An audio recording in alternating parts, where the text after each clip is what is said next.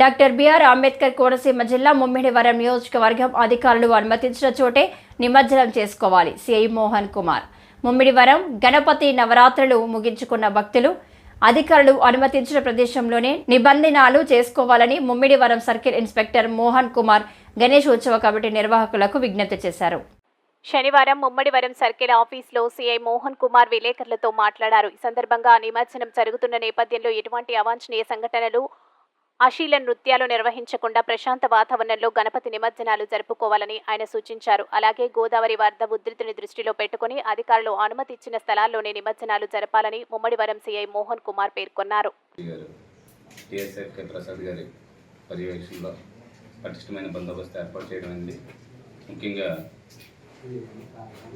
ఈ యొక్క గణేష్ నిమజ్జనం పురస్కరించుకుని కమిటీ మెంబర్స్ అందరికీ తెలియజేయడం ఏమనగా, సో ఈ నిమజ్జనం చేసేటప్పుడు సరైన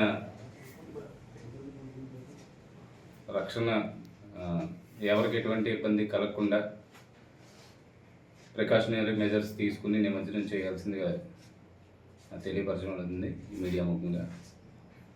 మరియు ఎటువంటి డీజేలకు కానీ అశ్లీల కార్యక్రమాలు కానీ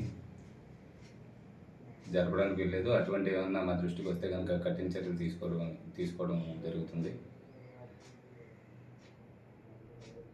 పరిధిలో సర్కిల్ పరిధిలో సుమారుగా 180 నుంచి 200 వరకు ఈ గణేష్ నిమజ్జనానికి విగ్రహాలకి పర్మిషన్ ఇవ్వడం జరిగింది.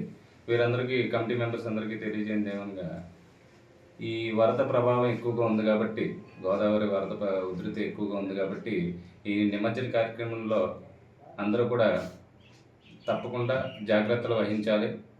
ఎటువంటి అవాంఛనీయ సంఘటనలు జరగకుండా కమిటీ మెంబర్స్ జాగ్రత్తలు తీసుకోవాల్సిందిగా